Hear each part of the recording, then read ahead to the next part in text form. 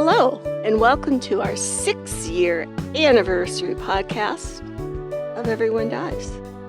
Relax and settle in for our podcast about serious illness, dying, death, and bereavement. Because even though everyone dies, no one must face it unprepared. In this episode, we explore the role of spirituality in the grieving process. I'm Marianne Matzo, a nurse practitioner, and I use my experience from working as a nurse for 48 years to help answer your questions about what happens at the end of life. And I'm Charlie Navarrete, an actor in New York City, and here to offer an every-person viewpoint to our podcast. We're both here because we believe that the more you know, the better prepared you are to make difficult decisions. And remember, this podcast does not provide medical nor legal advice. Please listen to the complete disclosure at the end of the recording. In the first half, Charlie's going to talk about a new cookbook called To Die For, a cookbook of Gravestone recipes, and has our recipe of the week.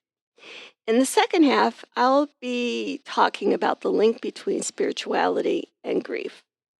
And in our third half, Charlie has short verses to recite during daily activities to help us return to mindfulness. So, Charles. Huh? Happy anniversary. Wait a minute. Happy anniversary. Happy anniversary. There's a rattlesnake. I just heard it. Yeah. Okay. Is it festive enough? Oh, a rattlesnake is always festive, of course. All right. So I have a question here. Not that I have not been paying attention. So, okay. Is this the end of year number 6, or is this the beginning of year number 7? Yes. Oh, God, I hate when you do that. Season 7. Who would have thunk? For our first half.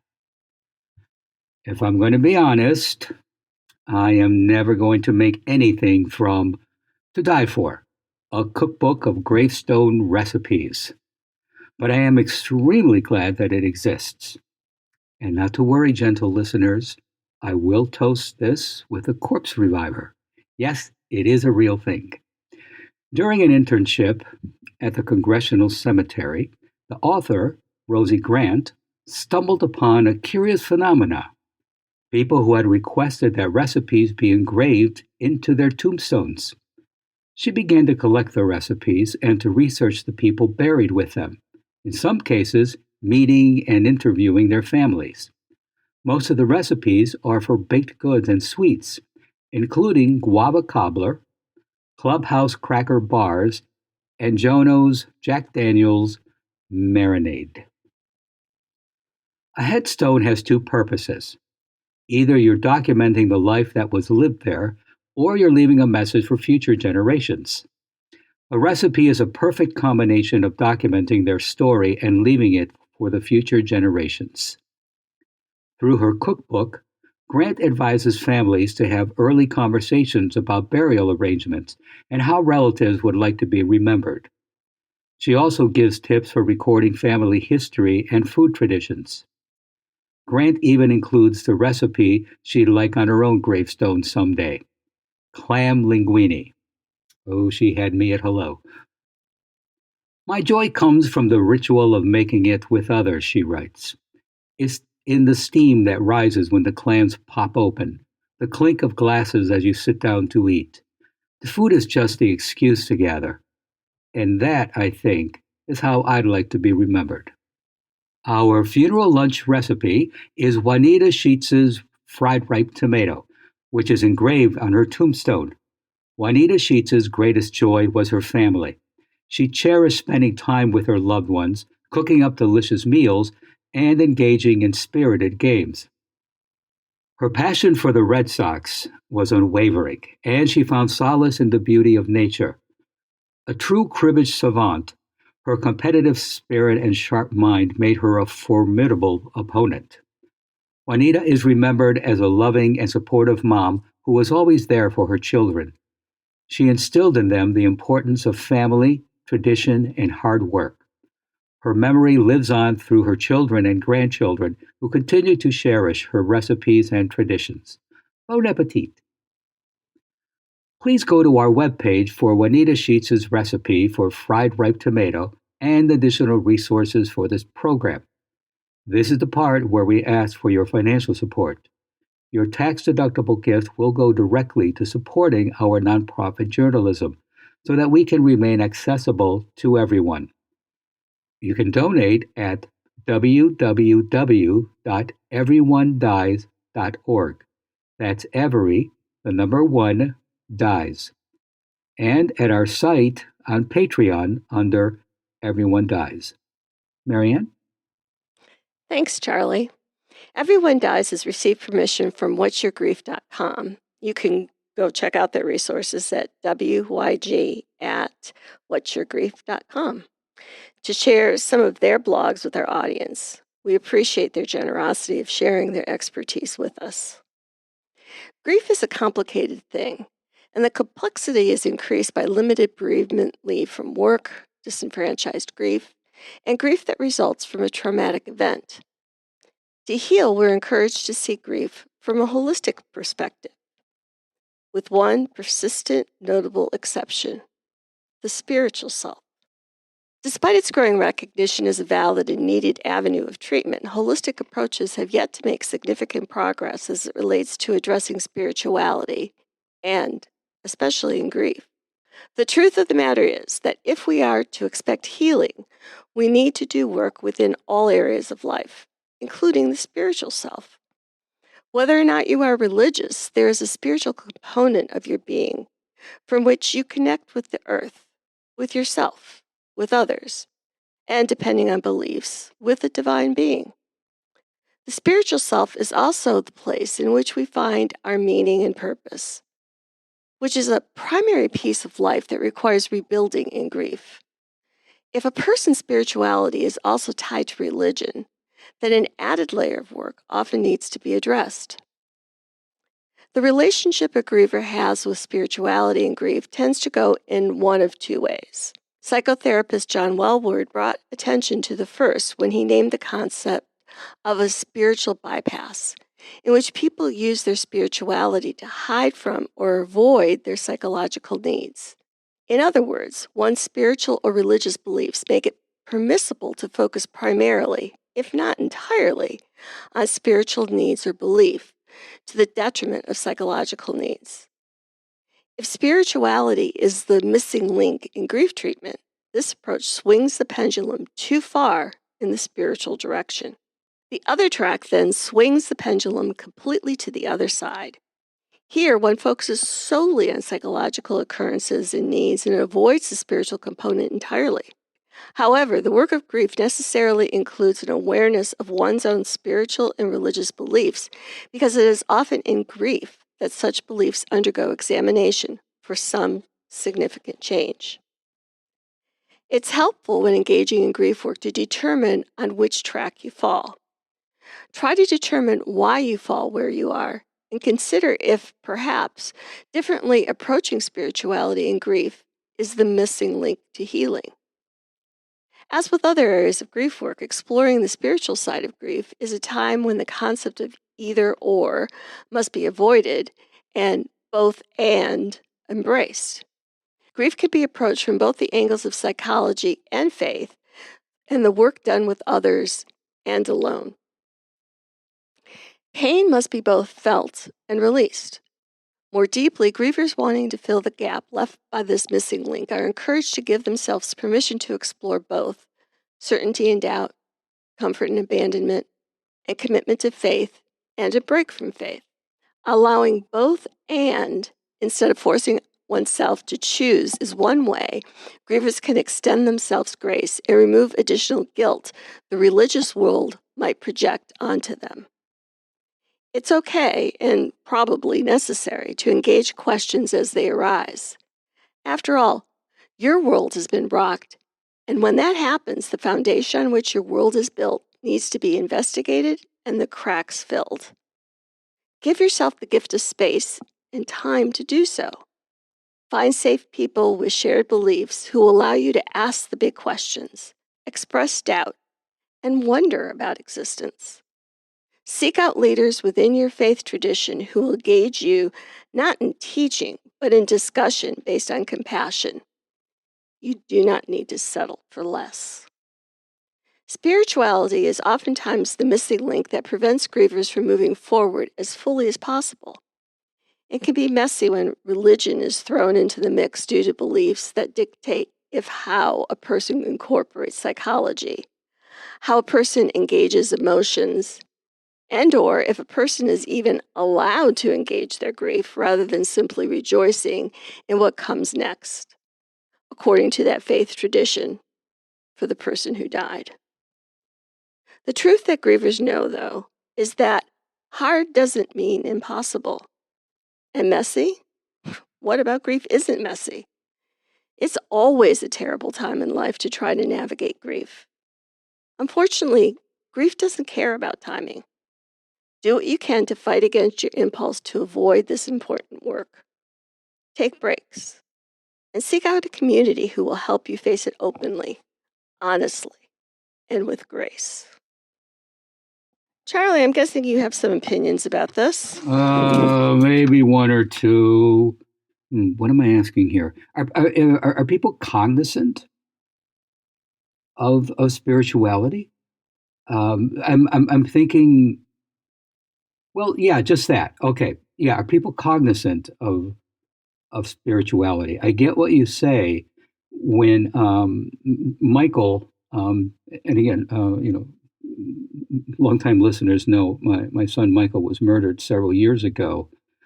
With him, it was I didn't realize it, but I was house sitting in this great big old beautiful house where the back wall was all glass, and that sunlight that came in for me just was warmth and comfort. And this was during COVID. Nobody was around. I don't know if Marianne, for me, that's, as to hear you describe this, that's what it was. If there was a spirituality for me, it was that. Just sitting there, letting the sun come in and just being bathed by that sunlight. I was not aware I was doing that. Is that a type of spirituality? I would say so. I think people confuse spirituality with religion Oh, and yeah, don't yeah. take advantage of that,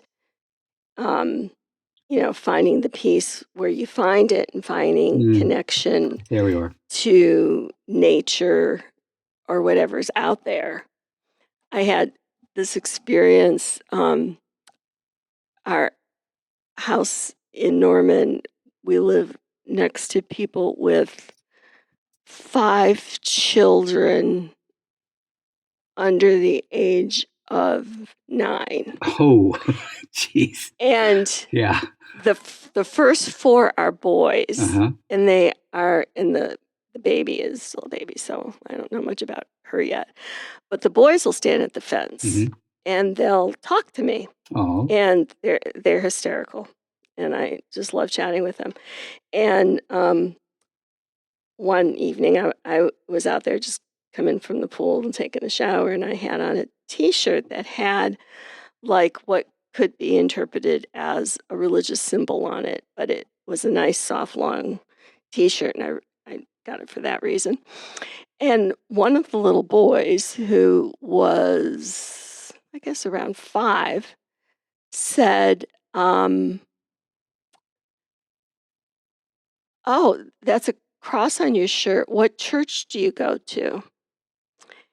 And I said, "Well, I go to the Church of God." And he said, "Oh, so that means you don't go to church."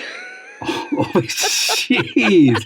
How old is this kid? 5 years old. And he comes up that's with these brilliant. things Wow. all the time. Okay. And his mom's standing there, and she like kind of puts her head in her hands, and I started laughing too. And I said, I don't miss a moment. Right. I said, though, I said, I don't need to go to a church, a building, in order to be in touch with my spirituality. I said, one of my favorite things to do is, like on a Sunday morning, is to go out to my garden and, sit and watch my plants growing and see what new things are happening there. And I said, that's how I connect with my spirituality. And he said, yeah, I can see that. Oh, that's cute. And I thought, oh, good, I passed the test of the 5-year-old. But I think I think that he's right. You don't, or I'm right, or we're both right, is that you don't have to be in a building with a structured absolutely. Yeah. belief of God to be spiritual.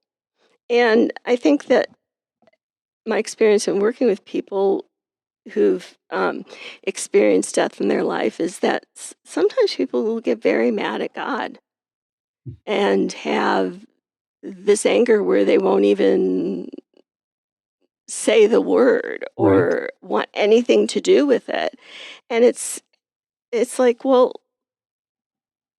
yeah, you're angry, but does that mean that we have to cut off other sources of comfort? And I think in this piece, what we're talking about is finding that balance, that you can be engaged with your spirituality, and it might be the thing that helps you to heal. And don't discount it just because you're really mad at God. Yeah, it's just you find that spirituality in different ways. I mean, I don't find it in in a lot of the things of what you were just saying, but just I mean, just what am I saying here? I find a certain amount of peace just by doing something. I was staying at a friend's house and they were away, so I stayed at their place for like a couple of months. And my friend Robin had this spectacular garden. Um, and she left me these detailed instructions on what to water, when to water it, how much water, and if there was a little sprinkle of rain the day before, to be careful with these particular, plants and vegetable things. And I'm like, are you out of your mind? Um, yeah, she was not smiling when I said that. But I how brown was that garden when she got back? Nothing brown in it. Really? Good job. Thank you very much. You're very kind. No, she was very, very detailed. She had been an interior designer, so she made this. I'm going to frame it one day. This wonderful map of her garden and just exactly what to do. And it's a little frightening, as frightening as it was in the start of it. Yeah, after about a week, I just got into the rhythm of it, and it was just something, I don't know, just very peaceful, tending to these little plants and shrubs and vegetables, and just being aware of the weather. If there had been a light drizzle, I knew I didn't have to put water on some of these leaves. And I had to be careful that some of the bigger ones, the shade was covering something smaller underneath it, smaller leaves. I don't know, Marianne. It was really very nice. And it's just that I can relate. Yeah, that, and I know, I know you can. I was just surprised how much I related to it. is that Me too. It's like, I'm thinking there's got to be a grocery store nearby. I really don't need to tend all this, oh, and the tomatoes. Yeah, those tomatoes. I just remember when we were kids, tomatoes tasted different. And I had not tasted tomatoes like that in, well, years, decades. Mm-hmm. Yeah, so I enjoyed that very, very much. And that's why I grow tomatoes and I grow basil, and my kids would always make fun of me because I'd say, "Oh, this is all fresh from the garden." Or if I put it down and I didn't say that, they'd say, "Is this fresh from the garden?" I'd be like, "You don't appreciate me." Do they ever? No. No. No. So, in our third half, Thich Nhat Hanh's book, Stepping into Freedom, An Introduction to Buddhist Monastic Training, provides us with the guidance we need to walk through the world in a mindful, reverential way. The beginning of the book is about Gathas for the practice of mindful living. Gatha is a Sanskrit term meaning verse or hymn. Thich Nhat Hanh describes them as short verses to recite during daily activities to help us return to mindfulness. We practice Gathas all day long, when we wake up, when we enter the meditation hall, during meals, when we wash the dishes, and with each activity. Here are 3 for you to start with. Upon waking up. Waking up this morning, I smile. 24 brand new hours are before me. I vow to live fully in each moment and to look at beings with eyes of compassion. Upon beginning to eat. With the first taste, I offer joy. With the second, I help relieve the suffering of others. With the third, I see others' joy as my own. With the fourth, I learn the way of letting go. On impermanence. The day is ending and our life is one day shorter. Let us look carefully at what we have done. Let us practice diligently, putting our whole heart into the path of meditation. Let us live deeply each moment and in freedom, so the time doesn't slip away meaninglessly. It is helpful to memorize each Gatha, Hanh advises. As you silently recite the first line, breathe in, and as you silently recite the second line, breathe out. When the Gatha is finished, continue your activity, and you will find that your mindfulness has increased. Thich Nhat Hanh writes an analogy for Gathas. When we drive, road signs help us find our way. We see the last sign until the next one appears. When we practice well, the Gathas are with us continuously, and we live our whole day in awareness. Living in awareness is one of the best ways to stay in the moment and to free ourselves, at least for a time, from the weight of active mourning.